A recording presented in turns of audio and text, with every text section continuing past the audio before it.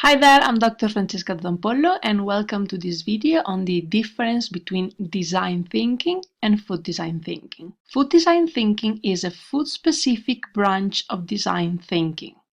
The specificity of food design thinking is given by a series of purposefully designed methods. These are designed to trigger creativity for projects around food and could not be used in a general design thinking process.